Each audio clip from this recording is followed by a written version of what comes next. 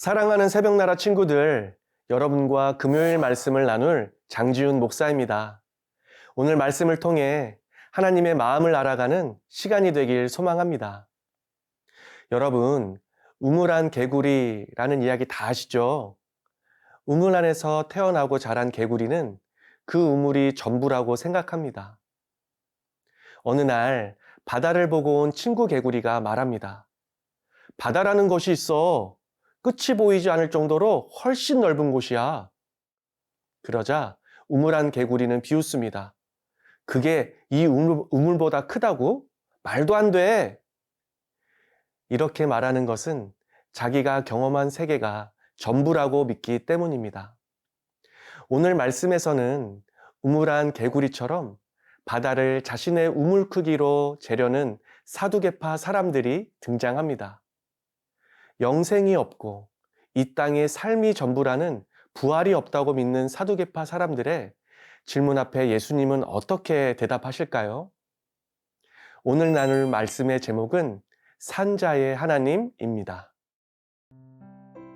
오늘의 말씀은 마태복음 22장 23절에서 33절입니다. 같은 날 부활이 없다고 하는 사두개파 사람들이 예수께 와서 질문했습니다. 선생님, 모세는 남자가 자식 없이 죽게 되면 그 동생이 형수와 결혼해서 형을 위해 자식을 낳아주어야 한다고 말했습니다. 그런데 우리 가운데 7 형제가 있었습니다. 첫째가 결혼해 살다가 죽었는데 자식이 없었기 때문에 그 동생이 형수를 맡게 됐습니다. 그런데 둘째에게도 셋째에게도 계속해서 7째에 이르기까지 똑같은 일이 일어났습니다. 그리고 마침내 그 여자도 죽었습니다. 7사람 모두 그 여자와 결혼했으니 그렇다면 부활 때 그 여자는 7 형제 가운데 누구의 아내가 되겠습니까? 예수께서 대답하셨습니다. 너희가 성경이나 하나님의 능력을 모르기 때문에 잘못 생각하고 있구나. 부활 때는 사람들이 시집도 장가도 가지 않는다. 그들은 하늘에 있는 천사들처럼 될 것이다. 그러나 죽은 사람의 부활에 대해 말하자면 하나님께서 너희에게 하신 말씀을 읽어보지 못했느냐? 나는 아브라함의 하나님, 이삭의 하나님, 야곱의 하나님이다. 라고 하셨으니 하나님은 죽은 사람의 하나님이 아니라 산 사람의 하나님이시다. 무리가 이 말씀을 듣고 예수의 가르침에 놀랐습니다. 초등학교 때 아주 친한 친구가 있었습니다. 교회로 전도하고 싶어서 함께 가자고 했습니다. 그 친구는 저에게 말했습니다. 야, 하나님이 보이는지 증명할 수 있어? 보여줘봐. 그럼 믿을게. 순간 마음이 참 답답했던 경험이 있습니다.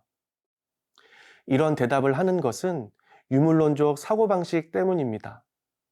유물론적 사고는 눈에 보이는 것, 만질 수 있는 것, 과학적으로 증명되는 것만을 진짜라고 인정하는 사고입니다.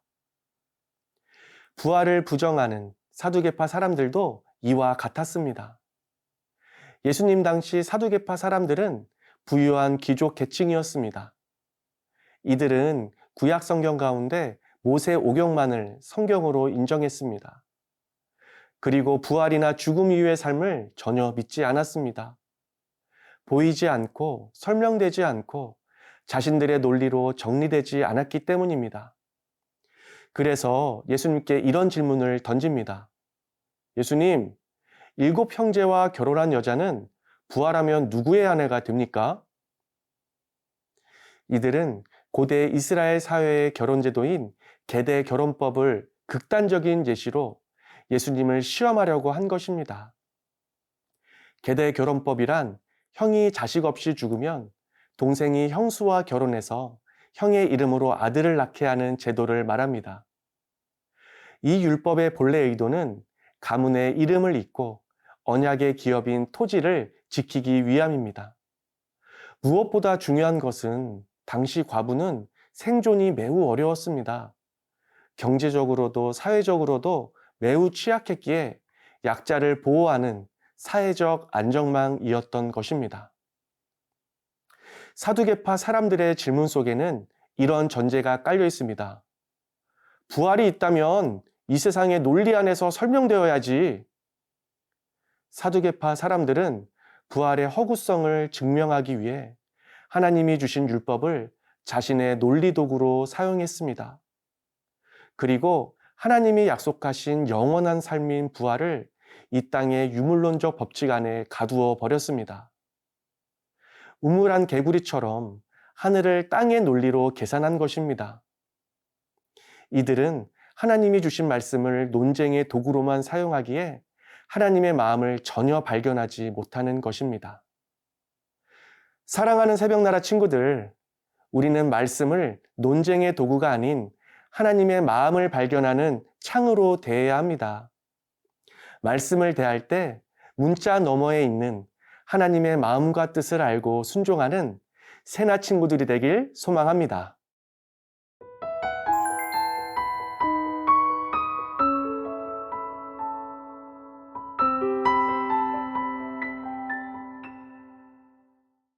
유물론적 사고를 가진 사두개파 사람들의 질문에 예수님은 단호하게 말씀하십니다. 너희가 성경도 하나님의 능력도 모르기 때문에 잘못 생각하고 있구나.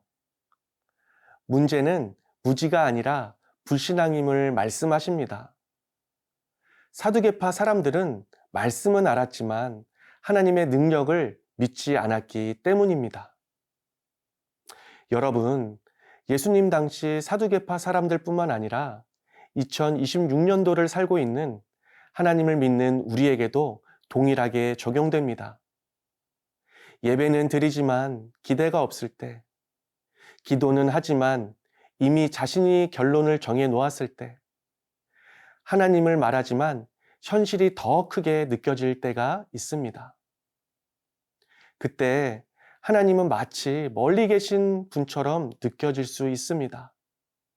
하지만 예수님은 분명히 말씀하십니다. 오늘 본문 32절의 말씀입니다. 나는 아브라함의 하나님, 이삭의 하나님, 야곱의 하나님이다 라고 하셨으니 하나님은 죽은 사람의 하나님이 아니라 산 사람의 하나님이시다. 아멘. 예수님은 출이집트기의 말씀을 인용하십니다.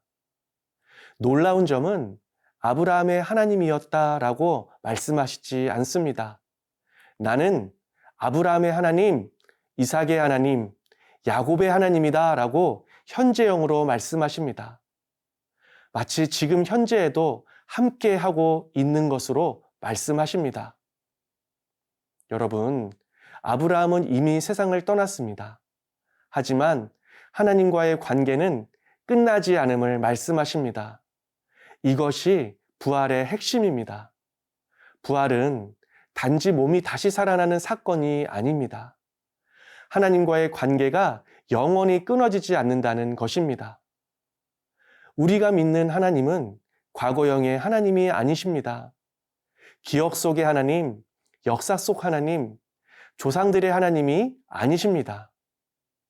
그분은 지금도 살아계셔서 역사하시는 하나님이십니다.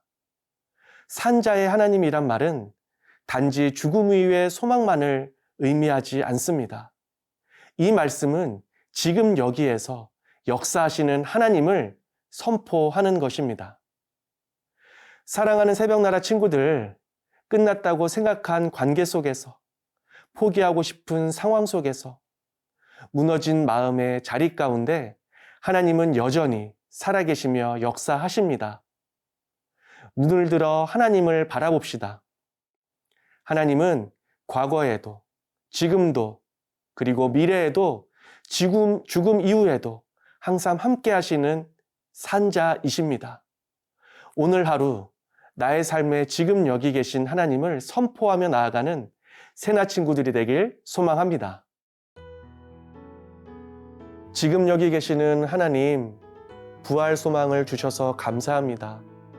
모든 순간 성령 안에서 살아가게 하시고 하나님과 교제하며 영생을 바라보며 살아가게 하옵소서. 예수님의 이름으로 기도합니다. 아멘.